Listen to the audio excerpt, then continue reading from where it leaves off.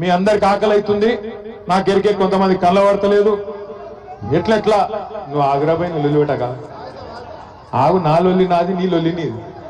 అయితే పొద్దున షాబాద్కి వస్తున్నా, వచ్చేటప్పుడు ఎవరో ఏం మాట్లాడుతారో చూద్దామని ఆయన పేపర్ తీసి చూసే వరకు నేను గత సంవత్సర కాలంలో చూసిన బెస్ట్ జోకు, అత్యుత్తమ జోకు పొద్దున పేపర్లో చూసిన.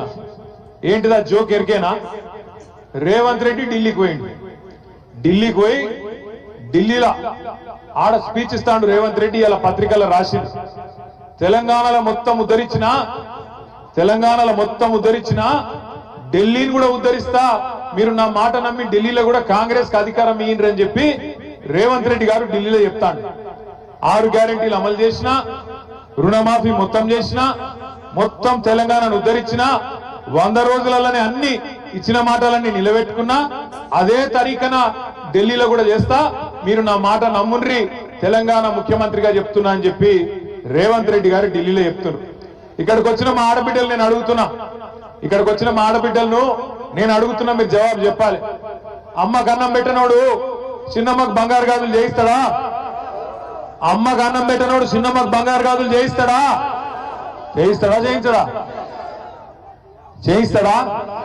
చేయించాడు. కూట్ల రాయి తీయనోడు ఏట్ల రాయి తీస్తాడా? తెలంగాణను ఉద్ధరించనున్నట్టు ఢిల్లీలో ఉద్ధరిస్తాడా? పోయి అబద్ధాలు చెప్పొచ్చిన ముఖ్యమంత్రి అంటోడు. 6 గ్యారెంటీలు అమలు చేసేసినట్టు అయిపోయిందట. ఇప్పుడే చెన్నమ్మ చెప్పింది. చెన్నమ్మకు బాగా కోపం వచ్చింది. ఏమన్నది చెన్నమ్మ? వీడు లంగున్నాడు, రుణమాఫీ చేసినా అని చెప్తుండు, యాడ చేసిండు, నాకు 55,000 లోన్ ఉన్నది, రుణమాఫీ కాలేదు, యాడ చేసిండని లొల్లి పెడుతుంది. మరి ఏం చేయాలి చెన్నమ్మ అన్న? ఏం చేయాలి? మరి నువ్వు అన్నది నేను చెప్తా, అయితే నా మీద కేసు పెడతారు మళ్ళా.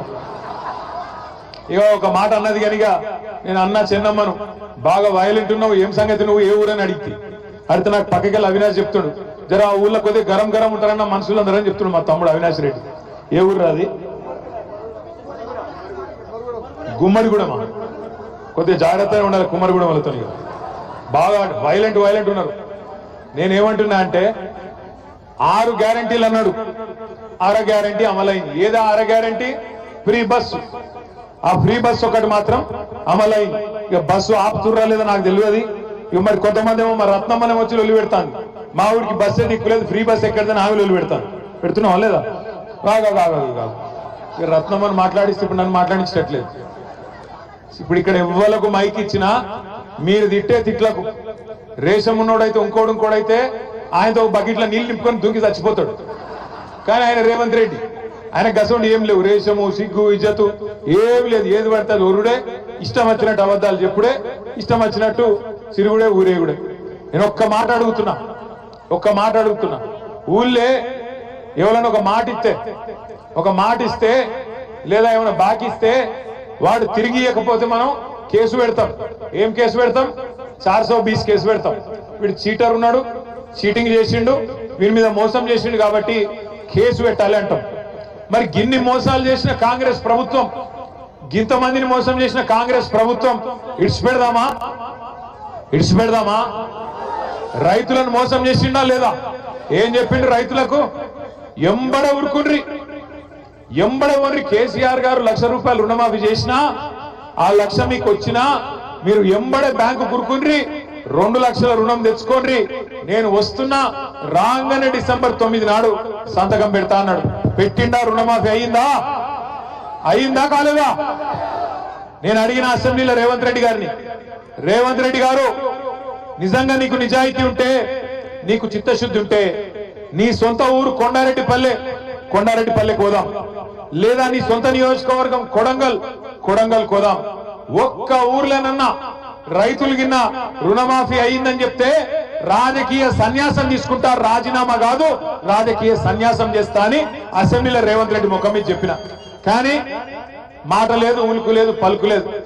రేవంత్ రెడ్డి గారికి నేను చెప్తున్నా, సరే కొడంగల్ పోని, కొండారెడ్డిపల్లె పోని, రాష్ట్రంలో ఏ ఊరికైనా సరే, చేవెళ్ళ నియోజకవర్గం అయినా సరే, ఏ నియోజకవర్గం అయినా సరే, డేటు, ప్లేసు, టైము 3 ఇష్టం.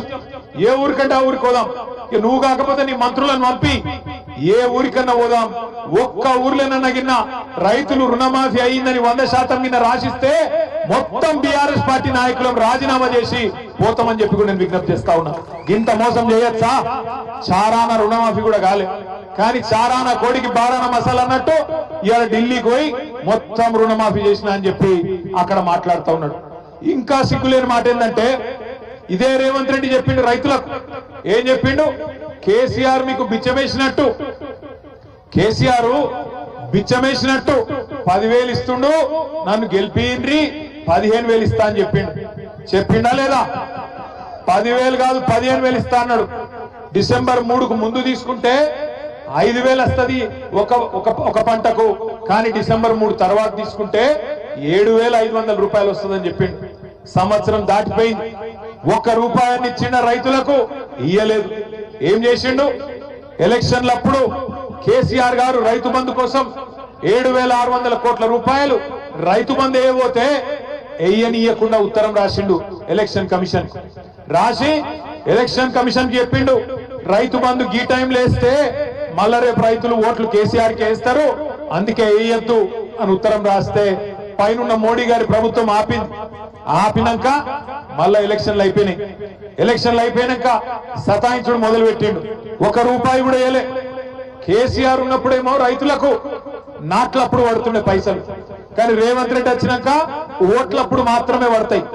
ఏం చేసిండు? 7,600 కోట్లు దాచి పెడితే రైతులకు వేయాలని చెప్పి యాసంగి పంటై రేవంత్ రెడ్డి ప్రభుత్వం వచ్చినాక నాట్లప్పుడు కాకుండా పార్లమెంట్ ఎన్నికల్లో ఓట్లప్పుడు వేసిండు. ఆ ఒక్కసారికి కేసీఆర్ గారు ఇచ్చిన పైసలు వేసిండు, తప్పించుకున్నాడు. మళ్ళా తర్వాత వానకాలం పంట, వానకాలంకు రైతు బంధు వేసిండా లేదా?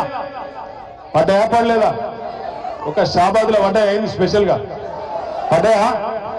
పడలే. రాష్ట్రంలో ₹1 కాదు కదా, ఒక బుడ్డ పైసా కూడా రైతులకు వానకాలం ఇయ్యలే. అందుకే ఇవాళ ధర్నా పెట్టింది ఉత్తగానే కాదు, పెట్టింది. ఏమెందుకు పెట్టినాం ధర్నా? మనం ఎందుకు పెట్టినామంటే షాబాద్ లో ఇది ప్రారంభం మాత్రమే, రాష్ట్రం అంతా పెడతాం. ఏమని పెడుతున్నాం ఇవాళ మనం? రేవంత్ రెడ్డి